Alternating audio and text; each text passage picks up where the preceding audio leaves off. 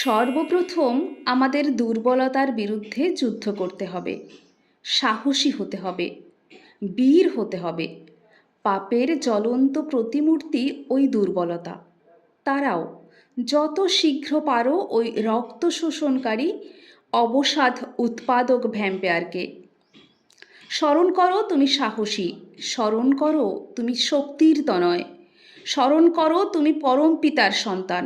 আগে সাহসী হও, অকপট হও, তবেই জানা যাবে তোমার ধর্মরাজ্যে ঢোকবার অধিকার জন্মেছে। এতটুকু দুর্বলতা থাকলেও তুমি ঠিক ঠিক অকপট হতে পারবে না। আর যতদিন তোমার মন মুখ এক না হচ্ছে, ততদিন তোমার মলিনতার গায়ে হাত পড়বে না।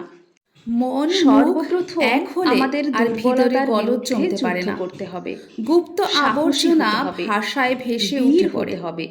পাপ পাপের দিয়ে তার জ্বলন্ত ভিতর প্রতিমূর্তি বাসা বাঁধতে ওই পারে না। দুর্বলতা। হটে তারাও যাওয়াটা বরং যত দুর্বলতা শীঘ্র নয় গো, পারো ওই কিন্তু রক্ত চেষ্টা না শোষণকারী করাই দুর্বলতা। অবসাদ তুমি উৎপাদক কোনো কিছু ভ্যাম্পায়ারকে। করতে প্রাণপণে স্মরণ চেষ্টা করো করা তুমি সাহসী, সত্ত্বেও যদি স্মরণ করো বিফল তুমি মনোরথ হও, শক্তির তনয়, ক্ষতি নেই।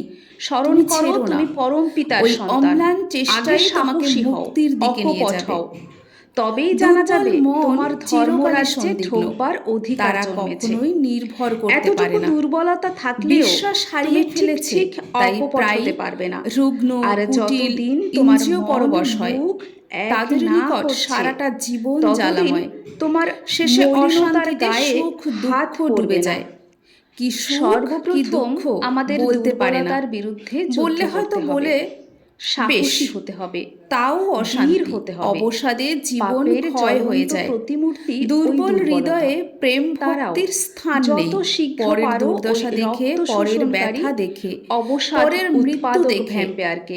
নিজের দুর্দশা, স্মরণ করো তুমি ব্যথা সাহসী, বা মৃত্যুর স্মরণ করো আশঙ্কা করে তুমি ভেঙে শক্তির পড়া, তনয়, এলিয়ে পড়া স্মরণ করো বা তুমি কেঁদে পরম পিতার আকুল সন্তান। হওয়া ও আগে সব সাহসী দুর্বলতা। হও, অকপট যারা হও, শক্তিমান তবেই জানা তারা যাবে যাই তোমার করুক, তাদের ধর্মরাজ্যে নজর ঢোকবার অধিকার নিরাকরণের জন্মেছে। দিকে, যাতে এতটুকু ও দুর্বলতা সব থাকলেও অবস্থায় তুমি আর ঠিক না ঠিক কেউ অকপট হতে বিধ্বস্ত পারবে হয়। না।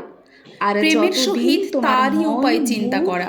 এক না হচ্ছে, বুদ্ধদেবের যা হয়েছিল ততদিন ওই তোমার হচ্ছে সবল মলিনতার হৃদয়ের গায়ে দৃষ্টান্ত। হাত পড়বে না। তুমি বলো না তুমি ভীরু, সর্বপ্রথম আমাদের বলো না তুমি দুর্বলতার কাপুরুষ, বিরুদ্ধে যুদ্ধ করতে হবে, বলো না তুমি সাহসী দুরাশয়। হতে হবে, পিতার দিকে বীর নজর হতে করো, হবে। আবেগ ভরে পাপের বলো, জ্বলন্ত ওগো আমি প্রতিমূর্তি তোমার ওই সন্তান, দুর্বলতা।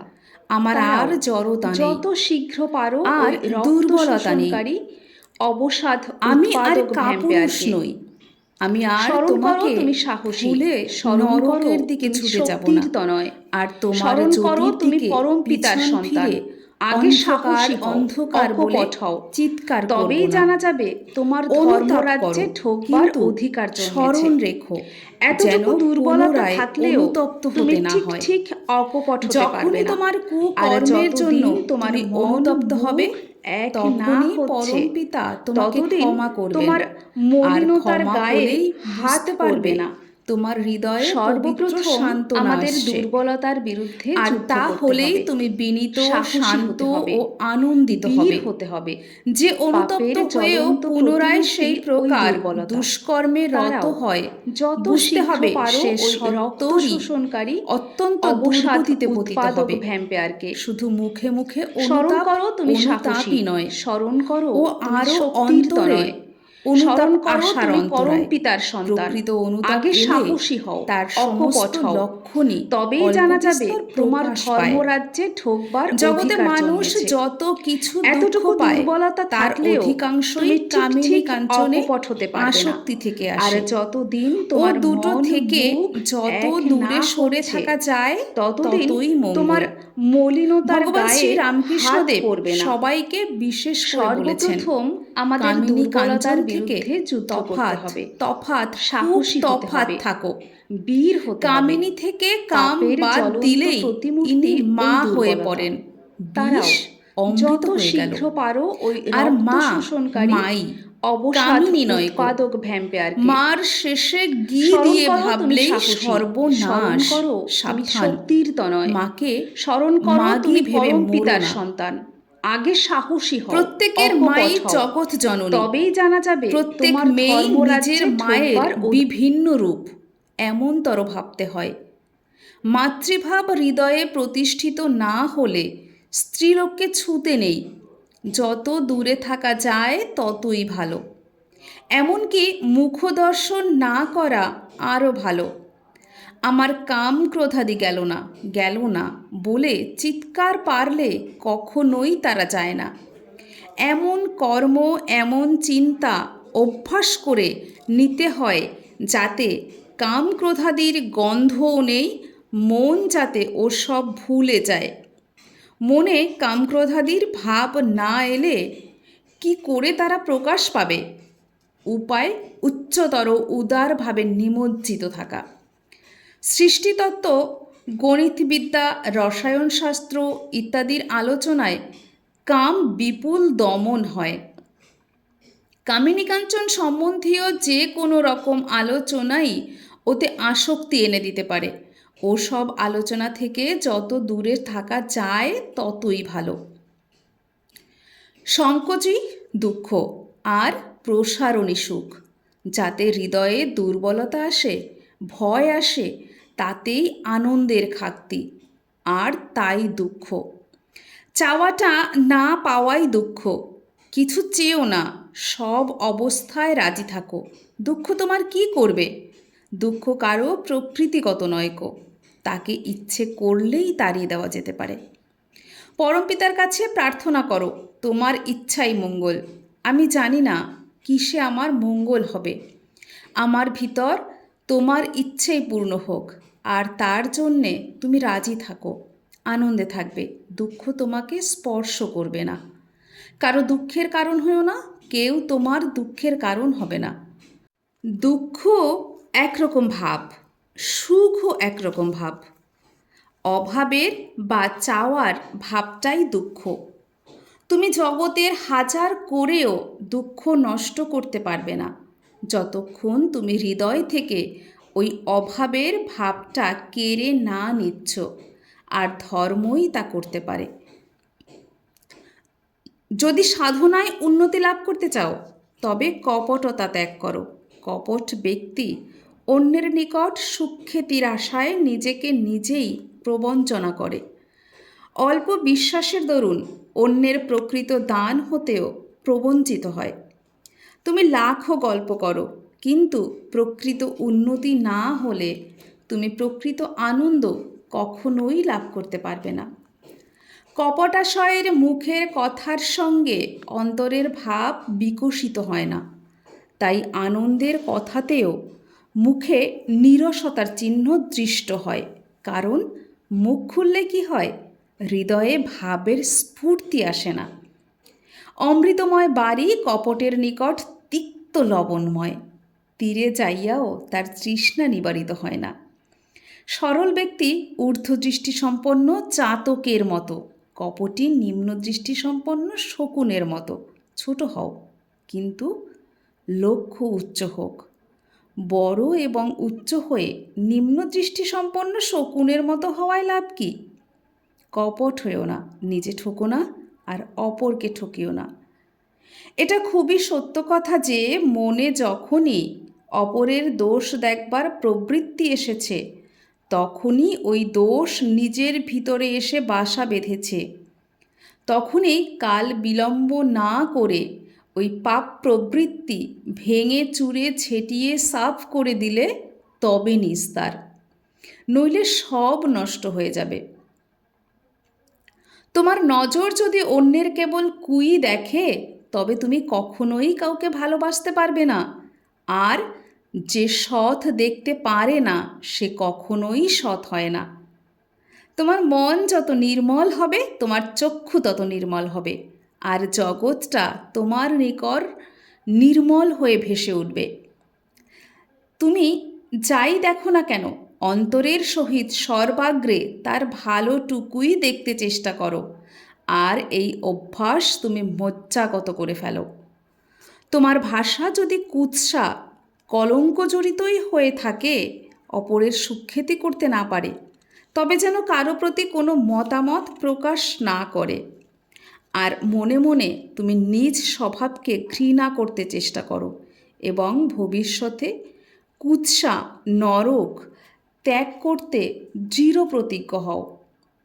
পরনিন্দা করাই পরের দোষ কুড়িয়ে নিজে নিজে কলঙ্কিত হওয়া, আর পরের সুখ্যাতি করা অভ্যাসে নিজের স্বভাব অজ্ঞাতসারে ভালো হয়ে পড়ে।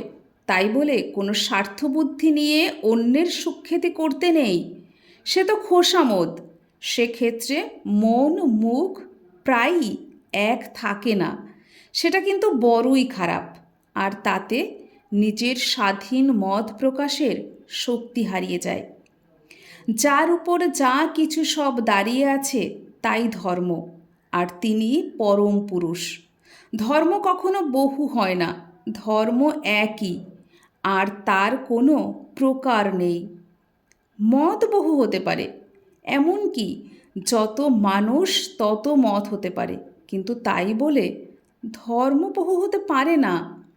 হিন্দু ধর্ম, মুসলমান ধর্ম, খ্রিস্টান ধর্ম, বৌদ্ধ ধর্ম ইত্যাদি কথা আমার মতে ভুল, বরং ওর সবগুলিই মত।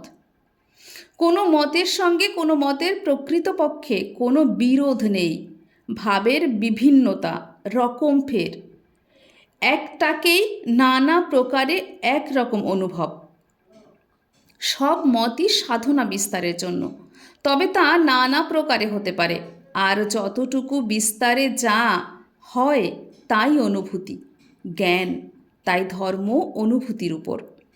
যদি ভালো চাও তো জ্ঞানাভিমান ছাড়ো, সব্বারই কথা শোনো, আর যা তোমার হৃদয়ের বিস্তারের সাহায্য করে তাই করো।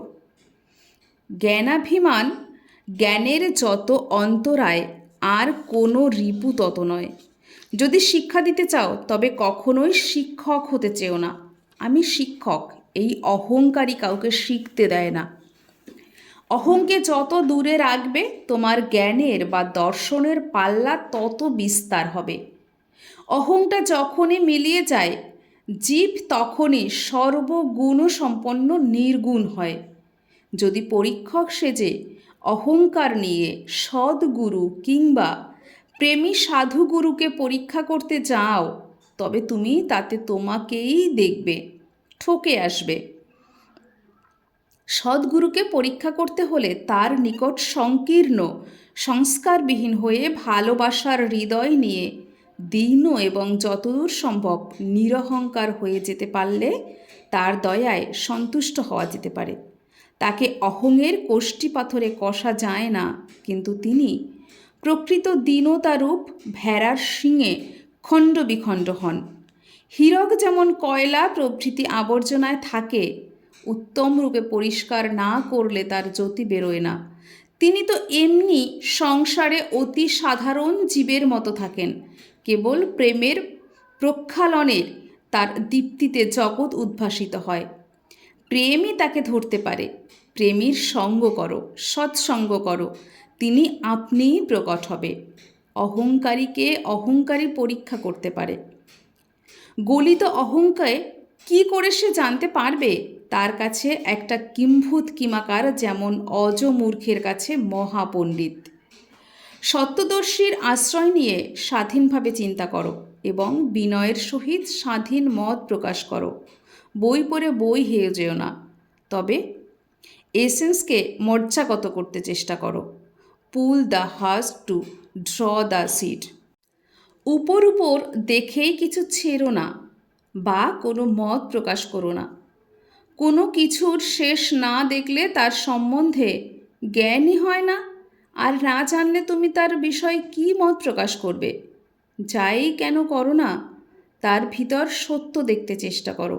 সত্য দেখা মানেই তাকে আগাগোড়া জানা, আর তাই জ্ঞান। যা তুমি জানো না এমন বিষয় লোককে উপদেশ দিতে চেও না। নিজের দোষ জেনেও যদি তুমি তা ত্যাগ করতে না পারো, তবে কোনো মতেই তার সমর্থন করে অন্যের সর্বনাশ করো না। তুমি যদি সৎ হও, তোমার দেখা দেখি হাজার হাজার লোক সৎ হয়ে পড়বে, আর যদি অসৎ হও, তোমার দুর্দশার জন্য সমবেদনা প্রকাশের কেউ থাকবে না, কারণ তুমি অসৎ হয়ে তোমার চারিদিকে অসৎ করে ফেলেছ।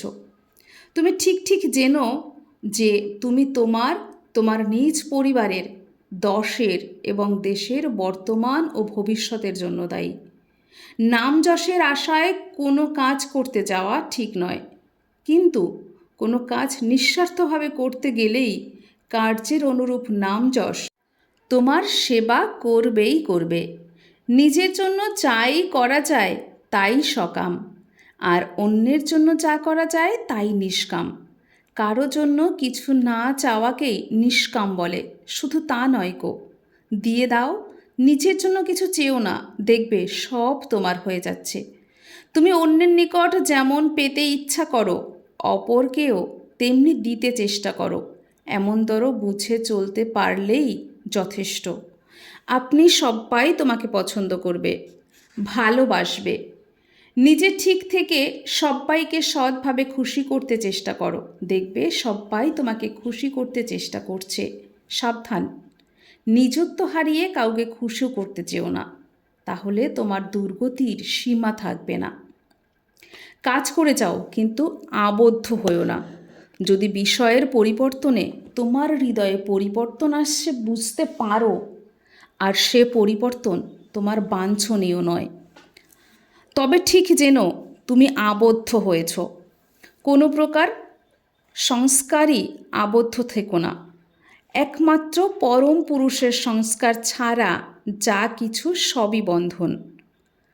তোমার দর্শনের জ্ঞানের পাল্লা যতটুকু অদৃষ্ট, ঠিক তারই আগে দেখতে পাচ্ছ না, জানতে পারছ না, তাই অদৃষ্ট। তোমার শয়তান অহংকারী আহাম্বক আমিটাকে বের করে দাও। পরমপিতার ইচ্ছায় তুমি চলো, অদৃষ্ট কিচ্ছু করতে পারবে না। পরমপিতার ইচ্ছাই অদৃষ্ট। তোমার সব অবস্থার ভিতর তার মঙ্গল ইচ্ছা বুঝতে চেষ্টা করো, দেখবে কাতর হবে না, বরং হৃদয়ে সবলতা আসবে, দুঃখেও আনন্দ পাবে। কাজ করে যাও, অদৃষ্ট ভেবে ভেঙে পড়ো না, আলসে হয়েও না। যেমন কাজ করবে তোমার অদৃষ্ট তেমনি হয়ে দৃষ্ট হবে। সৎ কর্মীর কখনো অকল্যাণ হয় না, একদিন আগে আর পাছে। পরমপিতার দিকে তাকিয়ে কাজ করে যাও, তার ইচ্ছাই অদৃষ্ট। তাছাড়া আর একটা অদৃষ্ট ফদৃষ্ট বানিয়ে বেকুব হয়ে বসে থেকো না। অনেক লোক অদৃষ্টে নেই বলে হাল ছেড়ে দিয়ে বসে থাকে, অথচ নির্ভরতাও নেই, শেষে সারা জীবন দুর্দশায় কাটায়। ও সব আহাম্বকি। তুমি গেলেই অদৃষ্ট ফুরলো, দর্শনও নাই, অদৃষ্টও নাই। এগিয়ে যাও, কিন্তু মেপে দেখতে যেও না কত দূর এগিয়েছ, তাহলে আবার পিছিয়ে পড়বে। অনুভব করো, কিন্তু অভিভূত হয়ে পড়ো না, তাহলে চলতে পারবে না। যদি অভিভূত হতে হয় তো ঈশ্বর প্রেমে। যত পারো সেবা করো, কিন্তু সাবধান, সেবা নিতে যেন ইচ্ছে না হয়। অনুরোধ করো, কিন্তু হুকুম করতে চেও না। কখনো নিন্দা করো না, কিন্তু অসত্যের প্রশ্রয়ও দিও না। ধীর হও, তাই বলে আলসে দীর্ঘসূত্রী হয়ে পড়ো না। ক্ষিপ্র হও, কিন্তু অধীর হয়ে বিরক্তিকে ডেকে এনে সব নষ্ট করে ফেলো না। বীর হও, কিন্তু হিংস্রক হয়ে বাঘ ভালুক সেজে বসো না। স্থির প্রতিজ্ঞ হও, গোয়ার হইও না। তুমি নিজে সহ্য করো, কিন্তু যে পারে না তাকে সাহায্য করো। ঘৃণা করো না, সহানুভূতি দেখাও, সাহস দাও। নিজেকে নিজে প্রশংসা দিতে কৃপণ সাজো, কিন্তু অপরের বেলায় দাতা হও। যার উপর ক্রুদ্ধ হয়েছ আগে তাকে আলিঙ্গন করো। নিজ বাটিতে ভোজনের নিমন্ত্রণ করো, ডালা পাঠাও, এবং হৃদয় খুলে বাক্যালাপ না করা পর্যন্ত অনুতাপের সহিত তার মঙ্গলের জন্য পরমপিতার কাছে প্রার্থনা করো। কেননা বিদ্বেষ এলেই ক্রমে তুমি সংকীর্ণ হয়ে পড়বে, আর সংকীর্ণতাই পাপ। যদি কেহ তোমার কখনো অন্যায় করে আর একান্তই তার প্রতিশোধ নিতে হয়, তবে তুমি তার সঙ্গে এমন ব্যবহার করো যাতে সে অনুতপ্ত হয়। এমনতর প্রতিশোধ আর নেই। অনুতাপ তুষানল, তাতে উভয়েরই মঙ্গল। বন্ধুত্ব খারিজ করো না, তাহলে শাস্তিতে সমবেদনা ও সান্ত্বনা পাবে না। তোমার বন্ধু যদি অসৎ হয় তাকে ত্যাগ করো না, বরং প্রয়োজন হলে তার সঙ্গ বন্ধ করো, কিন্তু অন্তরে শ্রদ্ধা রেখে বিপদে আপদে কায় মনোবাক্যে সাহায্য করো, আর অনুতপ্ত হলে আলিঙ্গন করো।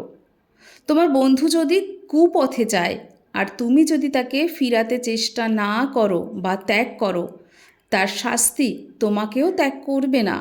বন্ধুর কুৎসা রটিও না বা কোনো প্রকারে অন্যের কাছে নিন্দা করো না, কিন্তু তাই বলে তার নিকট তার কোনো মন্দের প্রশ্রয় দিও না। বন্ধুর নিকট উদ্ধত্ত হইও না, কিন্তু প্রেমের সহিত অভিমানে তাকে শাসন করো। বন্ধুর নিকট কিছু প্রত্যাশা রেখো না, কিন্তু যা পাও প্রেমের সহিত গ্রহণ করো। কিছু দিলে পাওয়ার আশা রেখো না, কিন্তু কিছু পেলে দেওয়ার চেষ্টা করো। যতদিন